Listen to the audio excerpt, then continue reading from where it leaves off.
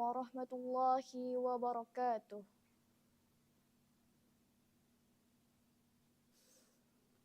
A'udzu billahi minasy syaithanir rajim.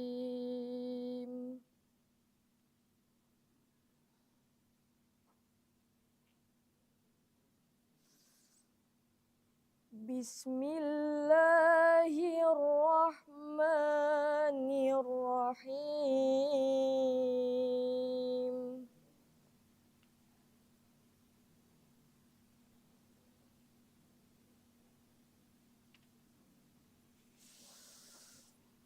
Huwallazi yurikumul barqa khaufan wa tama'a.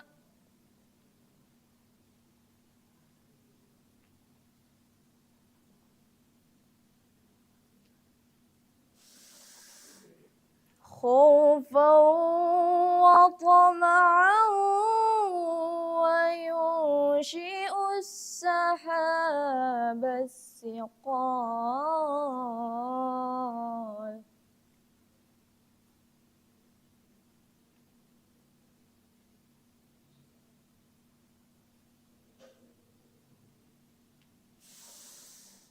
Wa yusabbihu ar-ra'du bihamdihi wal malaikatu min khifatihi.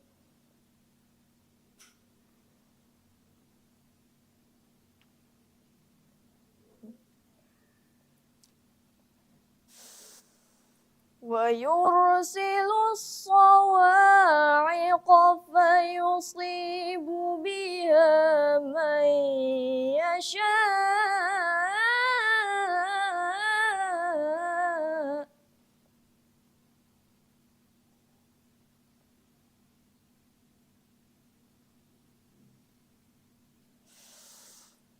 Fayusibu biha man yasha' wa hum yujadiluna fillah.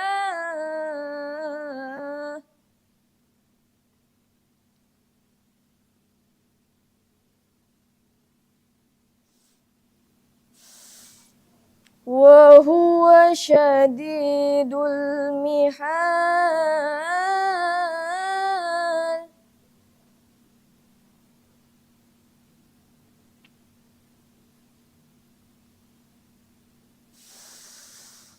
Lahu da'watul haqq.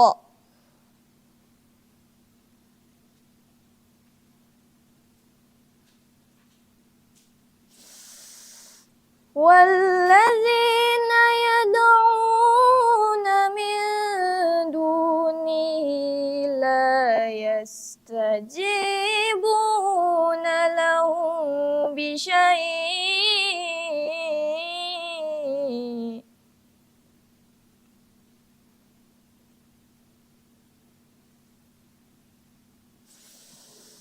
La yastajibuna lahum bisyai'in illa kabasiti kaffaihi ilal ma'.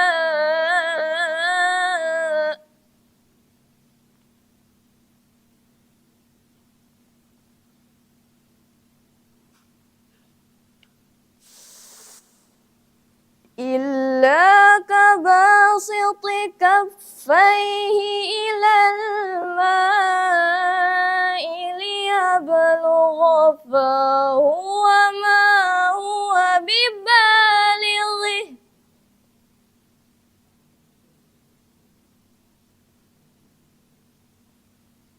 Wa ma du'aul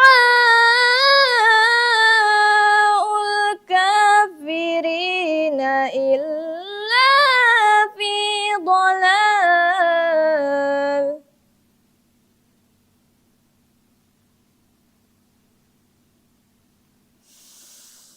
Walillahi yasjudu man fi السماوات والأرض طوعا وكرها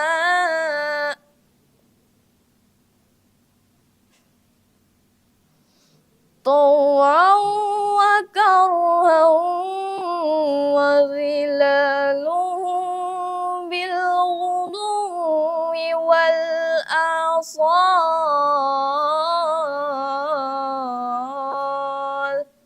صدق الله العظيم. Assalamualaikum warahmatullahi wabarakatuh. Aku berlindung kepada Allah dari godaan syaitan yang terkutuk. Dengan menyebut nama Allah yang Maha Pengasih lagi Maha Penyayang. Dialah yang memperlihatkan kepadamu kilat untuk menimbulkan ketakutan dan harapan akan turun hujan, serta menjadikan awan yang berat mendung. Guru bertasbih dengan memujinya. Demikian pula malaikat karena takut kepadanya, dia melepaskan petir, lalu menimpakannya kepada siapa yang dia kehendaki. Sementara itu, mereka orang-orang kafir berbantah-bantahan tentang kekuasaan Allah. Padahal Dia maha keras hukumnya. Hanya bagi Allah lah seruan yang hak. Sesembahan yang mereka seru selain Dia tidak dapat mengabulkan apapun bagi mereka, kecuali seperti orang yang membukakan kedua telapak tangannya ke dalam air, agar air itu sampai ke mulutnya. Padahal air itu tidak akan sampai ke mulutnya. Tidaklah seruan orang-orang kafir itu kecuali dalam kesia-siaan.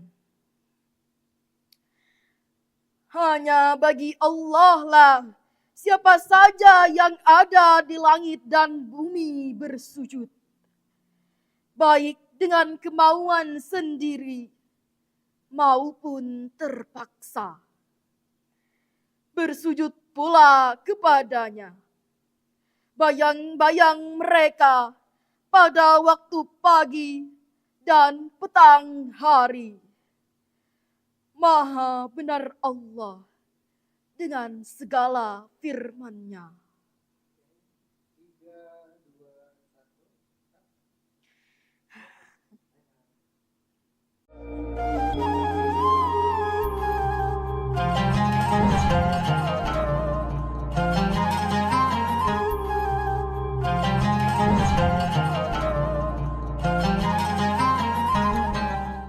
Assalamualaikum warahmatullahi wabarakatuh.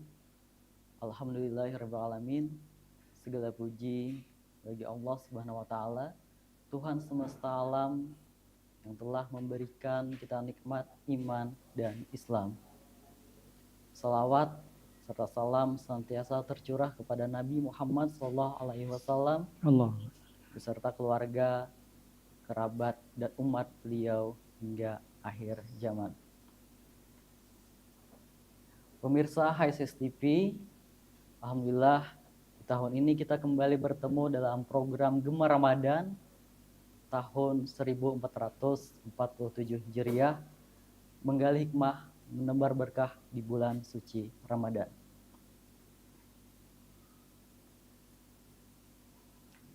Hadirin yang dirahmati Allah, di antara ajaran Islam, ketauhidan menempati posisi paling utama.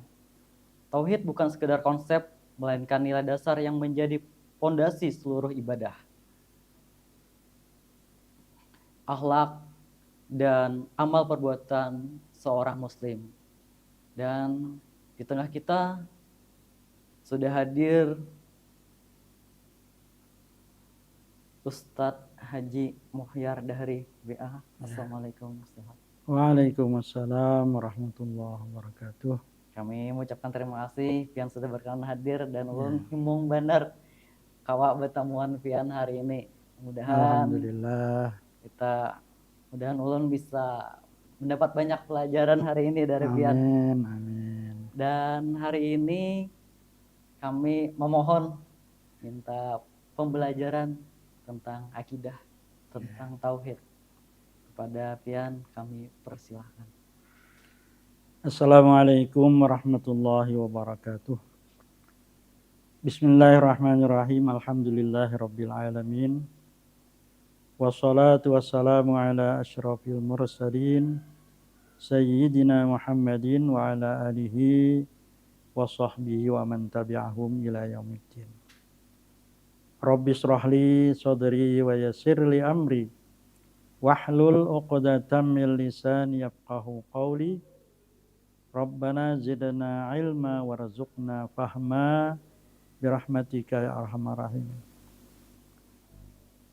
Pemirsa Kandangan TV yang dimuliakan Allah, pertama-tama kita bersyukur kehadiran Allah Subhanahu wa taala yang dengan izinnya pada saat ini kita bisa bertemu walaupun hanya melalui TV dari Kandangan TV. Salawat dan salam semoga selalu Allah curahkan dan limpahkan kepada junjungan kita Nabi besar Muhammad sallallahu alaihi wasallam serta seluruh keluarga dan sahabat beliau serta pengikut beliau yang setia sampai akhir zaman. Kemudian itu juga tidak lupa mengucapkan terima kasih kepada pemerintah Kabupaten Hulu Selatan yang dalam hal ini ditangani oleh Kandangan TV, memberikan kesempatan kepada saya untuk ikut memberikan pencerahan tausiah sehubungan dengan bulan Ramadan, bulan suci Ramadan ini yang memang setiap tahun sudah kita laksanakan. Alhamdulillah. Kepada saya diberikan judul tentang tauhid, keimanan atau akidah tadi. Jadi sebagaimana sudah disebutkan oleh Nanda dalam pembukaan tadi bahwasanya tauhid itu adalah inti dari ajaran Islam yang merupakan inti dari seluruh ajaran yang dibawa oleh para rasul mulai Nabi Adam seterusnya sampai Nabi Muhammad SAW. Sebagaimana sabda Nabi SAW, afdalu ma qultu ana wan nabiyuna min qabli la ilaha illallah wahdahu la syarikalah. Kalimat yang paling afdal yang aku ucapkan dan diucapkan oleh para nabi sebelumku adalah la ilaha illallah wahdahu la syarikalah. Tidak ada Tuhan selain Allah sendirinya, tidak ada sekutu baginya. Nah, ini. Jadi dalam kalimat ini ada yang disebut nafi dan isbat.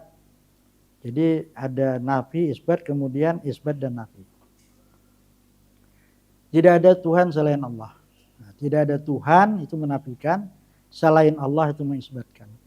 Jadi Tuhan-Tuhan yang disebut atau disembah oleh orang-orang ya itu selain Allah itu dinafikan, artinya ditolak. Kemudian diisbatkan illallah, kecuali Allah. Jadi yang benar-benar atau yang sebenarnya Tuhan Yang sebenarnya disembah itu hanya Allah. Wahdahu la syarikalah. Wahdah itu isbat sendirinya. Nah, menetapkan keesaan Allah. Kemudian la syarikalah itu nafi, menafikan selain Allah, menafikan kesyirikan. Jadi inti ajaran Islam itu adalah menetapkan keesaan Allah dan menolak segala bentuk kesyirikan. Kesyirikan itu bermacam-macam. Ya, kesyirikan itu bermacam-macam. Dimulai kesyirikan yang sangat jelas atau disebut dengan syirik jali. Itu yang terjadi khususnya yang dihadapi oleh Nabi SAW ketika dakwah beliau yang pertama itu adalah menghadapi orang-orang musyrik di Mekah. Jadi mereka itu menyembah patung-patung atau yang disebut dengan berhala. Ya. Patung-patung yang mereka gambarkan itu kata mereka adalah anak Allah. Ya, yaitu berupa malaikat. Jadi malaikat itu mereka katakan anak Allah. Kemudian mereka gambarkan dalam bentuk patung dan mereka sembah, mereka mintai pertolongan. Jadi ada dua bentuk kesyirikan itu, ada pertama menyembah selain Allah tadi, yang kedua meminta tolong kepada selain Allah dalam bentuk berdoa atau meminta sesuatu yang sifatnya itu tidak bisa dilakukan oleh makhluk. Ya. Nah, jadi itulah makanya dalam Al-Quranul Karim, dalam surah Al-Fatihah itu kan ditekankan iyyaka na'budu wa iyyaka nasta'in. Hanya kepadamu ya Allah kami menyembah dan hanya kepadamu kami minta pertolongan. Jadi dua itulah hak Allah Subhanahu wa taala yang paling utama. Jadi sebagaimana ketika seorang sahabat bertanya kepada Nabi sallallahu alaihi wasallam bukan bertanya tapi Rasulullah yang bertanya kepada sahabat. Jadi Rasulullah bertanya, apa hak Allah atas hambanya dan apa hak hamba atas Allah. Nah, ditanyakan kepada, kalau tidak salah itu Mu'adz bin Jabal. Lalu Mu'adz menjawab, Allah dan Rasul yang lebih tahu. Maka Rasulullah menjawab atau menerangkan bahwa hak Allah terhadap hambanya ialah bahwa dia disembah dan tidak disekutukan. Nah, ini hak Allah, disembah dan tidak disekutukan. Jadi disembah dalam bentuk persembahan kita yang sangat jelas adalah salat, ya. Kemudian tidak disekutukan itu tadi segala bentuk kesyirikan. Nah, itu wajib dijauhi, baik itu syirik yang jelas seperti tadi menyembah selain Allah, atau syirik yang tersembunyi, syirik yang hanya dalam hati, ya. Jadi hati saja yang mengiktikadkan sesuatu yang berlawanan dengan kalimat la ilaha illallah tadi, maka itu tertolak ataupun ditolak, ya. Jadi segala yang ada di dalam hati kita itu dibersihkan dengan kalimat tauhid tadi. Kemudian di dalam ajaran Islam kalimat tauhid itu tadi ya menempati yang paling utama, sehingga bagaimanapun orang itu ibadahnya, bagusnya ibadahnya, tapi ketika dia tauhidnya itu tidak benar, maka ya otomatis terbakar. Ibadahnya yang lain itu terbakar. Jadi penting sekali. Nah, oleh karena itulah di masyarakat terutama dahulu itu sering di setiap langgar, ya, masjid itu ada pengajian yang disebut dengan, biasanya kita menyebutnya pengajian sifat 20. Artinya mempelajari sifat-sifat Allah. Jadi sifat-sifat Allah itu ada terbagi pada beberapa bagian. Pertama sifat nafsiyah namanya, sifat yang berkenaan langsung dengan zat Allah Subhanahu wa taala, yaitu wujud, ada. Jadi kita wajib mengiktikadkan adanya Tuhan, adanya Allah yang menciptakan alam ini, memelihara alam ini, dia yang memberi manfaat terhadap alam ini, dan dia yang memberi mudarat, dia yang menghidupkan, dia yang mematikan, dan seterusnya. Itulah yang disebut ilahun atau Tuhan. Tapi berkenaan dengan penciptaan ini, maka untuk Tuhan itu disebut dengan Rabbun. Rabbun artinya yang menciptakan dan yang memelihara. Nah, sementara karena dia menciptakan dan dia yang memelihara, maka sudah sepantasnya, sudah semestinya dia yang disembah. Nah, itulah yang disebut dengan ilah. Jadi ilah itu yang disembah, Rabbun itu yang menciptakan dan yang memelihara. Kadang-kadang orang di dalam persembahannya betul, tetapi dalam dia iktikadnya tentang tadi penciptaan dan pemeliharaan mungkin keliru. Atau sebaliknya, kadang-kadang dia mengakui yang menciptakan itu Allah, yang memelihara itu Allah, tetapi yang disembah bukan Allah. Itulah yang terjadi pada orang-orang Quraisy di zaman Nabi SAW itu. Mereka kalau ditanya siapa yang menciptakan langit dan bumi, mereka mengatakan Allah. Siapa yang menurunkan hujan, mereka mengatakan Allah. Tapi ketika ditanya siapa yang mereka sembah, mereka mengatakan macam-macam. Ada Lata, ada Uzza, ada Manat dan sebagainya. Patung-patung yang itu tadi sebagaimana saya katakan tadi adalah sebagai gambaran menurut mereka dari malaikat-malaikat yang mereka katakan anak Allah. Jadi memang etikat tentang Allah itu mempunyai anak itu memang sangat umum pada agama-agama yang selain Allah, selain Islam. Agama selain Islam itu pada umumnya mengatakan Allah itu punya anak. Ada yang anaknya manusia, ada yang anaknya tadi malaikat dan sebagainya. Nah, inilah. Jadi sebagai seorang muslim, seorang orang mukmin, kewajiban yang pertama bagi kita itu adalah mengenal Allah dari sifatnya tadi, sebagaimana katakan tadi, yaitu dengan mempelajari sifat 20 itu sudah cukup sebenarnya untuk dasar kita, untuk sekedar dasar. Di sana kemudian setelah itu ada namanya sifat salbiyah. Salbiyah itu menolak segala sesuatu yang tidak pantas bagi Allah. Nah, jadi ada yang disebut dengan qidam. Allah bersifat qidam. Allah itu bersifat tidak ada permulaannya, tidak ada permulaan.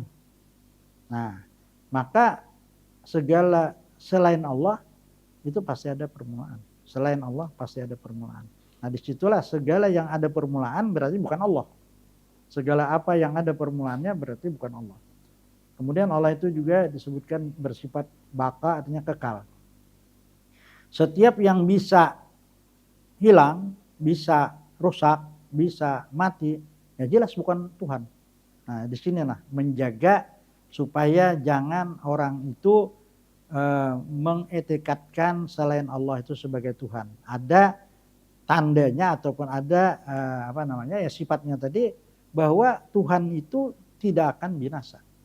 Jadi ketika Tuhan itu dikatakan ada Tuhan itu mati misalnya bisa, itu bukan Tuhan berarti kan. Nah, seperti dikatakan Yesus itu disalib, ya jelas itu bukan Tuhan itu, ya, kan Tuhan tidak akan mati. Nah, kemudian juga Tuhan itu berbeda dengan segala yang lainnya. Tuhan berbeda dengan segala yang lainnya. Jadi kalau ada persamaan, ada yang sama, itu bukan Tuhan itu. Manusia banyak samanya kan, banyak yang sama manusia banyak sama. Apapun juga, bahkan bulan ada samanya, planet-planet, bintang ada samanya. Semua makhluk Allah itu diciptakan Allah itu ada samanya. Hanya Allah yang witrun, Allah itu tunggal, tidak ada yang menyamai. Walam yakul lahu kufuwan ahad. Nah, itulah. Kemudian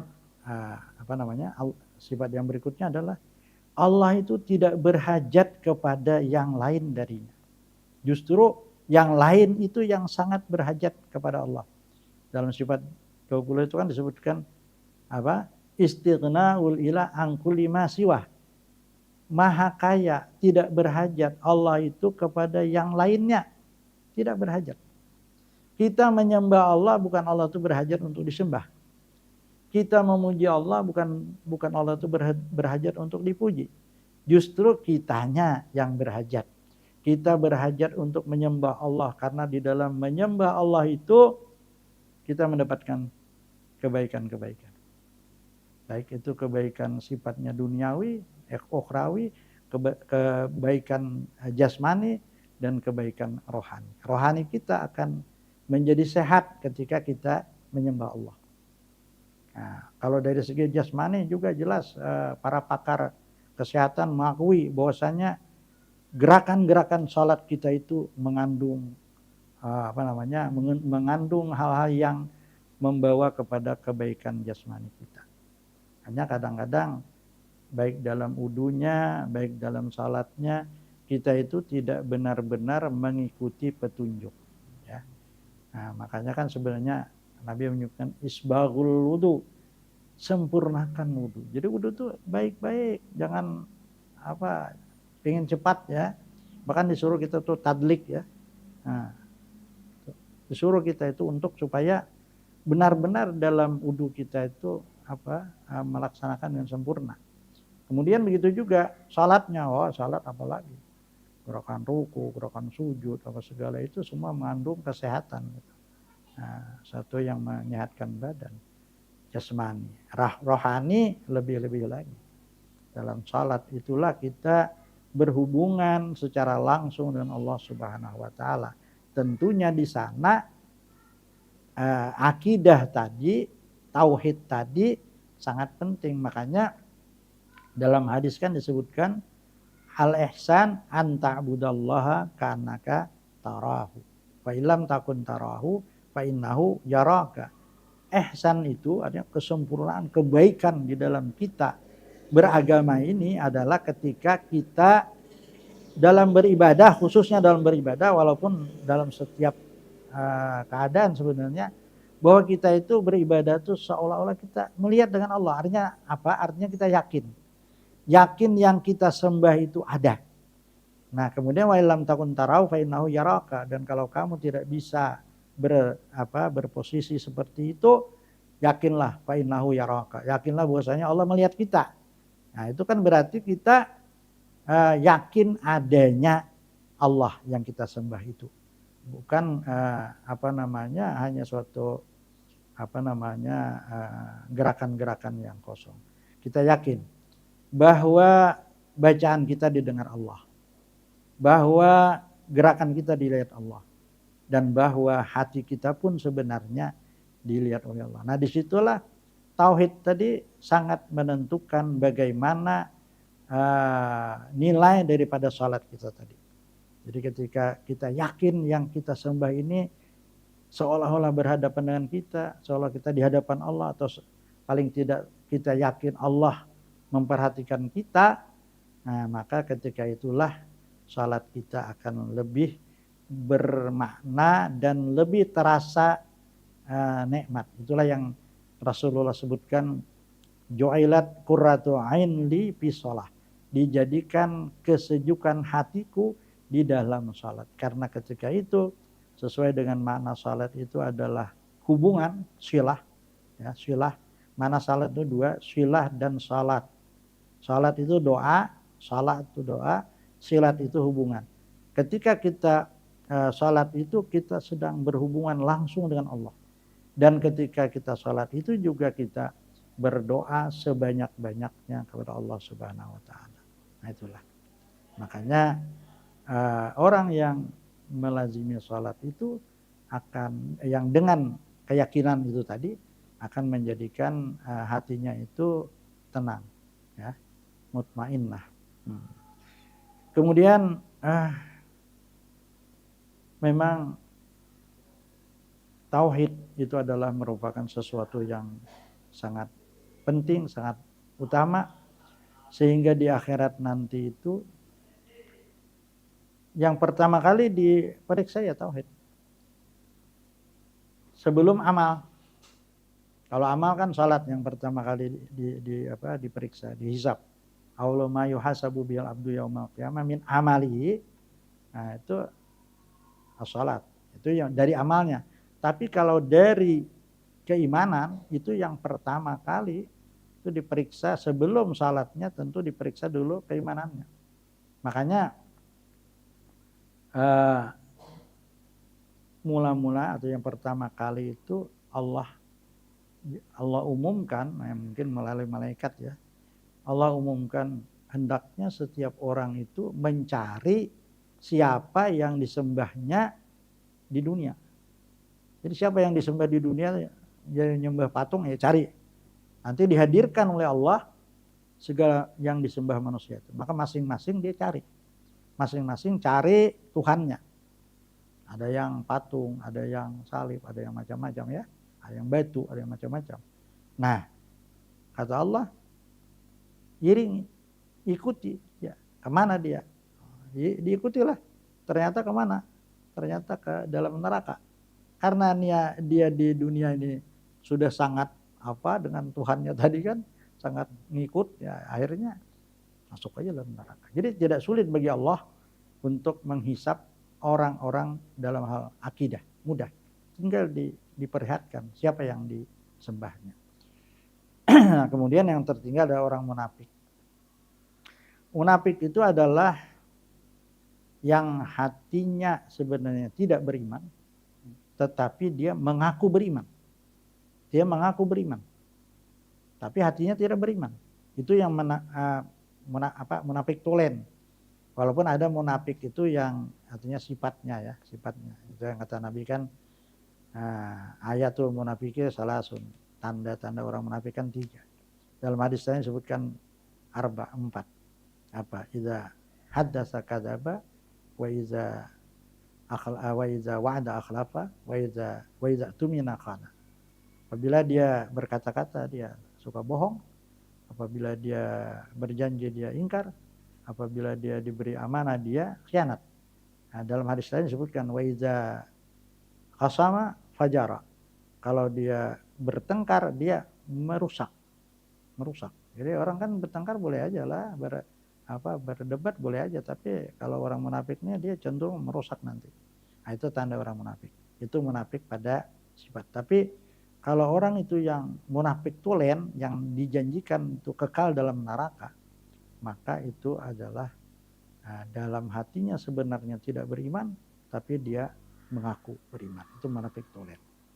Nah, jadi orang munafik ketika itu di akhirat nanti itu dia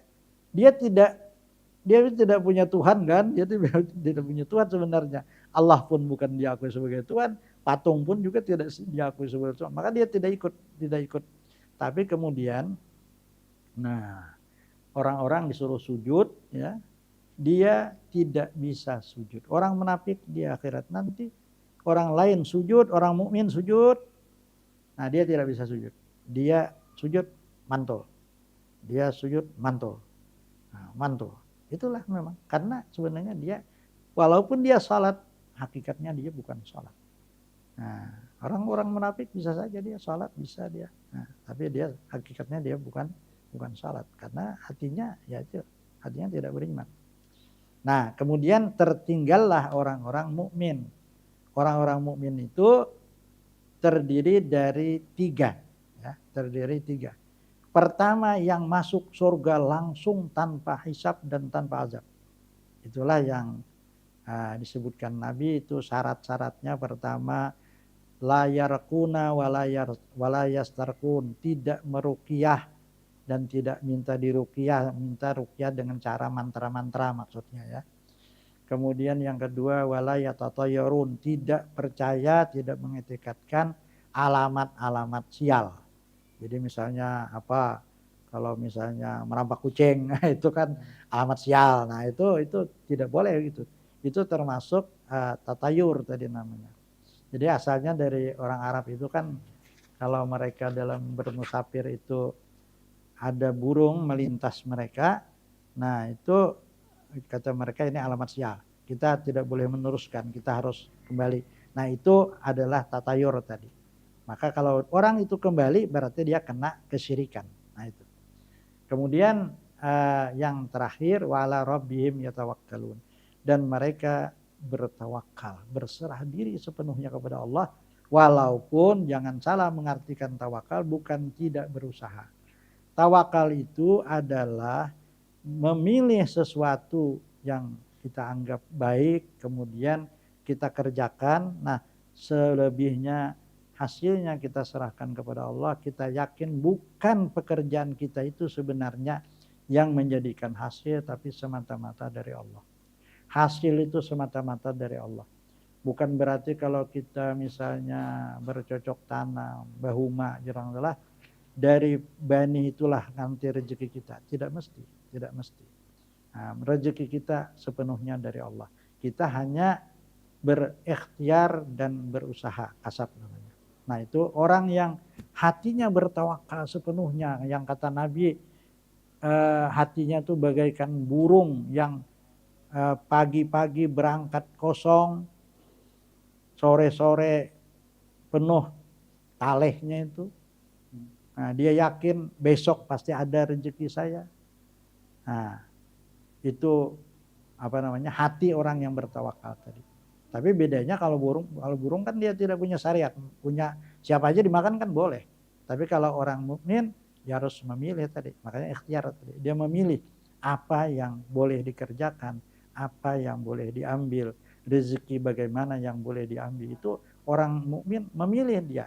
Nah, kemudian di dalam dia berusaha itulah kemudian dia dapat pahala kan. Jadi apabila yang dikerjakannya itu halal, dia dapat atau tidak dapat, itu tetap dia dapat pahala. Artinya kata Nabi kan, ma min muslimin yaghrisu gharsan wa ya'kuluhu al-bahaim awil insan awit ta'ir, ya, itu illa kanat lahu sadaqah. Tidak adalah yang dikerjakan, yang ditanam oleh seorang muslim, orang mukmin itu apa saja kemudian dimakan oleh manusia, maling apa segala, dimakan oleh binatang, tikus, makan oleh burung, melainkan semua itu jadi pahala baginya, bagaikan sedekah baginya selama dia itu ridha, sabar, ya kan. Jadi jangan mengeluh kalau kita dalam berusaha tidak berhasil, karena yang Allah hitung itu adalah kepayahan kita, usaha kita. Nah, adapun rezeki itu memang dari Allah. Itu yang pertama. Yang kedua, orang yang masuk surga melalui hisab, tapi dihisab dengan hisab yang ringan. Nah, itu tentu apa? Pertama tadi akidahnya sudah benar dan salatnya benar, sehingga hisabnya tuh sedikit aja. Cuma ditanya sedikit, kemudian sudahlah dianggap segala amalnya itu, pahalanya itu lebih dari dosanya. Nah, yang ketiga ini umum manusia, umum umat Islam, ya, itu mendapatkan yang ketiga ini apa? Dia harus melalui neraka dulu baru bisa masuk surga. Kenapa? Karena wa amman khaffat mawazinu fa ummuhu hawiyah wa ma adraka ma hiya narun hawiyah. Adapun orang yang lebih berat, lebih ringan, lebih sedikit kebaikannya, lebih banyak dosanya, maka tempatnya adalah neraka hawiyah. Nah, jadi dia masuk neraka dulu, setelah habis dosanya baru dia dimasukkan ke dalam surga. Ini yang paling banyak. Kenapa? Ya tadi, karena mungkin ada dosa-dosa yang besar-besar yang dikerjakannya, yang mungkin belum sempat dia minta ampun, terutama tadi dosa syirik. Dosa syirik yang jenis kedua. Kalau jenis pertama tadi kan musyrik itu namanya, itu pasti sudah masuk neraka dan kekal. Tapi ada orang yang melakukan kesyirikan yang bukan sampai kepada derajat musyrik, ya. Nah, dia tetap mengakui keesaan Allah, tapi dia melakukan hal-hal yang bersifat kesyirikan. Nah, ini tentu saja dosanya sangat besar sehingga bisa memakan pahala yang lain. Dan ada juga yang menyebabkan orang itu bisa pahalanya habis ketika dia ada bermasalah dengan sesama manusia, sesama makhluk, terutama sesama muslim. melakukan kezaliman, maka itu yang akan diproses dalam bentuk kisos. Nanti kata Nabi kan ada orang tuh datang dengan pahala yang besar, pahala yang banyak, ya, tapi ternyata dia ada menzalimi orang, ada menzalimi badan, memukul dan sebagainya, ada menzalimi harta, mengambil harta orang, ada menzalimi kehormatan, menjatuhkan kehormatan orang, ghibah dan sebagainya. Itu nanti akan menagih dan yang kalau ada pahala diambil. Kalau pahalanya sudah habis, dosa orang yang dizalimi yang akhirnya yang paling sulit ini, paling sulit karena kalau dosa dengan Allah itu tinggal taubat saja mudah. Tapi kalau dengan manusia ini untuk taubat, untuk minta rela, minta itu dengan manusia agak sulit ya.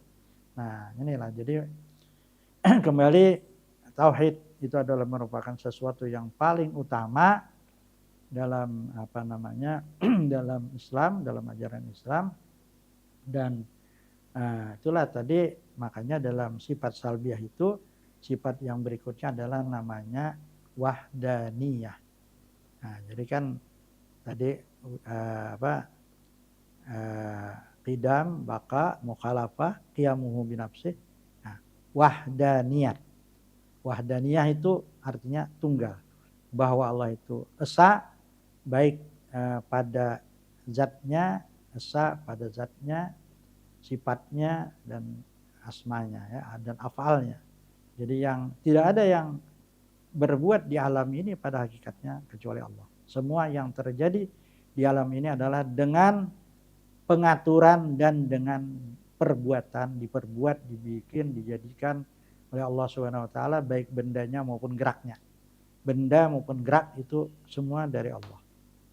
Nah, hanya memang di sana manusia diberikan hak untuk tadi ikhtiar dan berusaha, walaupun kedua-duanya tetap dari Allah juga. Tapi kita wajib berusaha, berikhtiar, berusaha, wajib bagi kita. Nah, inilah mungkin ya yang kita pelajari, kita sampaikan pada kesempatan hari ini ataupun saat ini.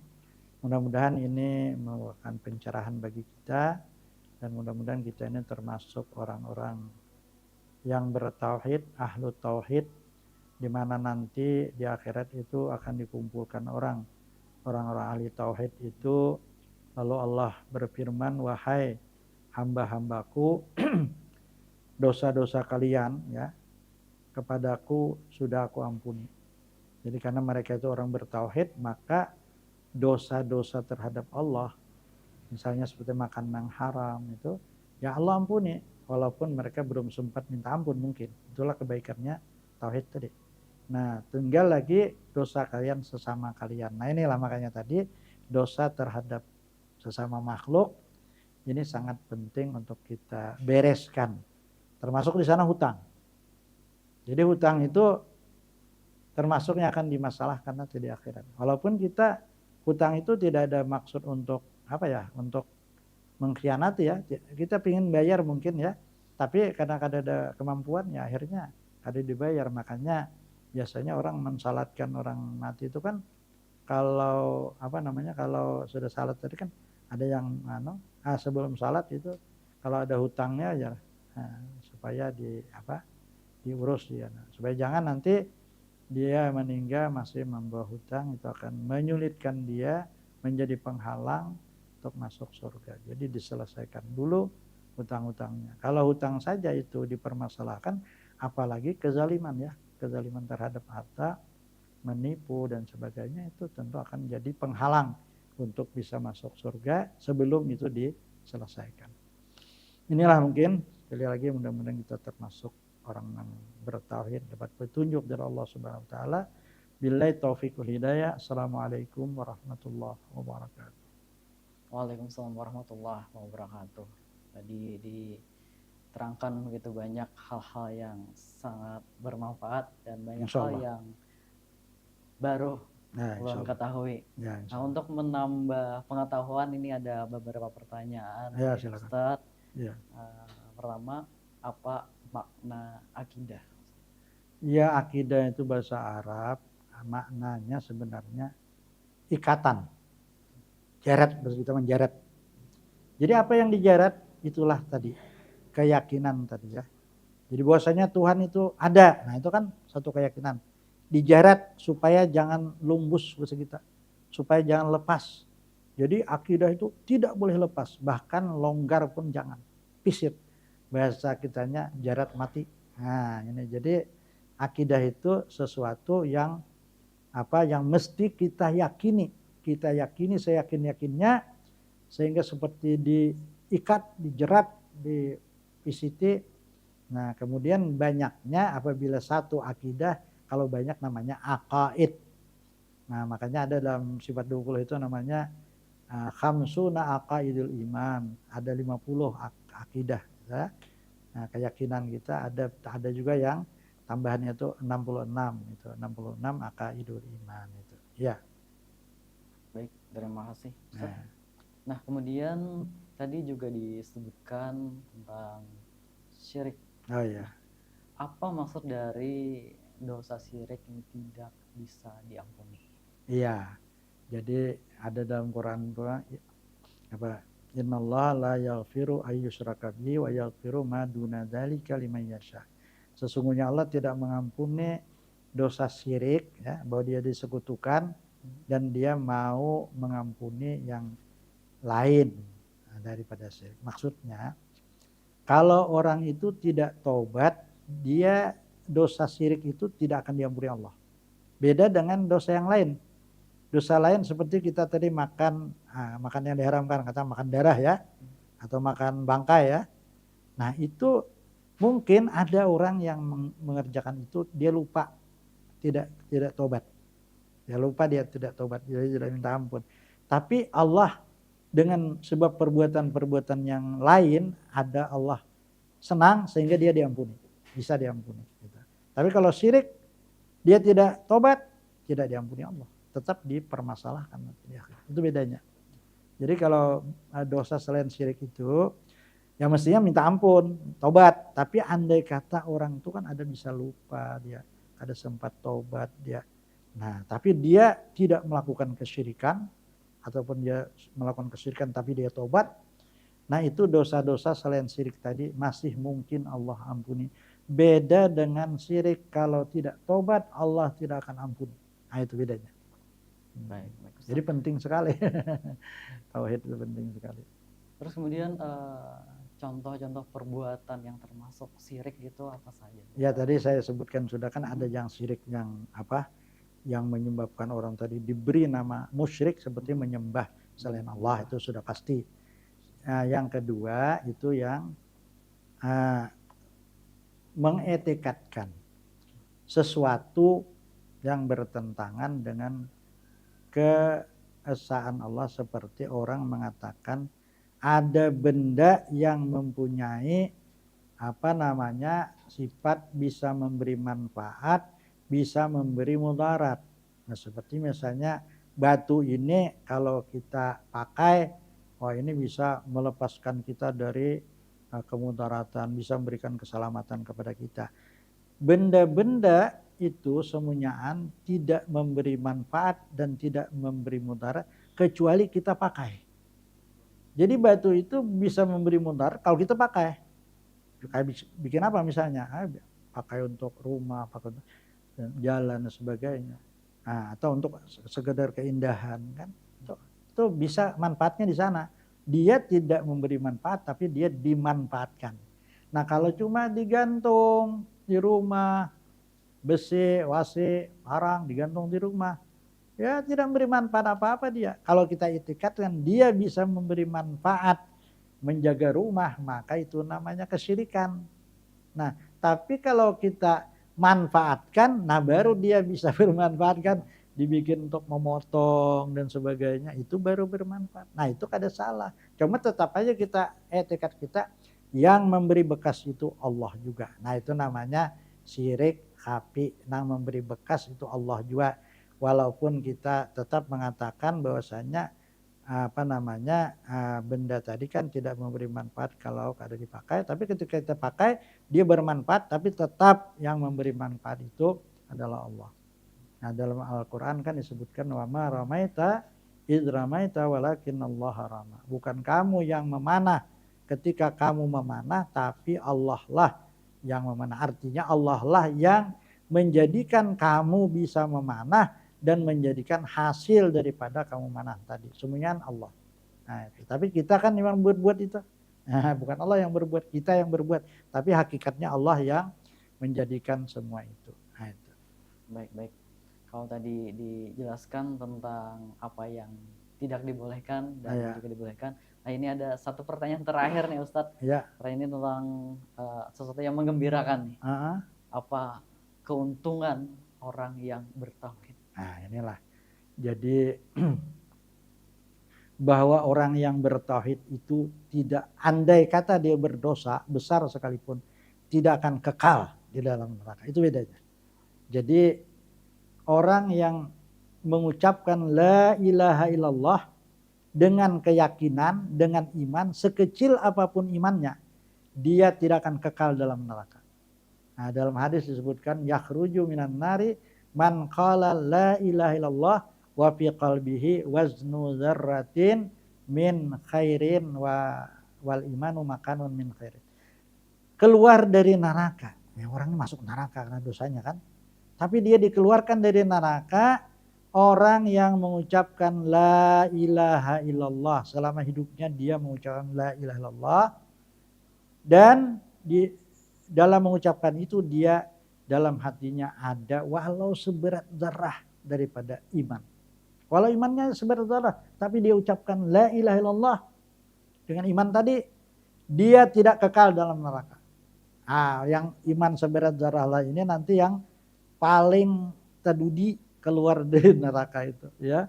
Paling terdudi karena orang-orang bahkan Nabi tidak bisa beri syafaat kepada dia karena begitu besar dosanya. Tapi Allah tahu. Kata Allah, baqiyat syafaati, masih ada syafaatku, maka orang itu dikeluarkan oleh Allah. Jadi Allah yang mengeluarkan. Nah, itulah tadi kenapa? Karena tauhid tadi, karena la ilaha illallah tadi.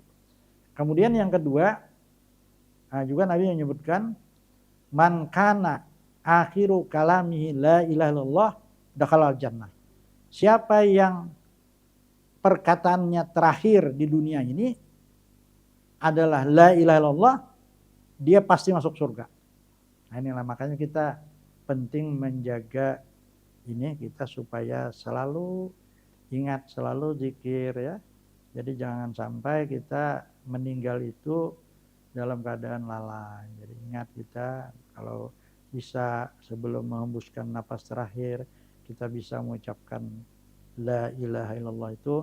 Makanya kalau di rumah sakit kan itu sebenarnya waktu saya di sana jadi pengawas saya itu ditugaskan orang untuk menalkinkan. Menalkinkan itu artinya mengajari orang yang sudah sakarat tadi supaya dia bisa mengucapkan la ilaha illallah. Jadi dituntun. Ya pelan-pelan aja, jangan nyaring-nyaring. La ilaha illallah. Kalau dia mengucapkan sudah stop, diam aja. Nah, kecuali nanti dia ada mengatakan apa baru diulangi lagi. Insya Allah. Nah, makanya kalau ada keluarga yang itu perlu kita dampingi ya. Itu adalah perjalanan yang paling penting.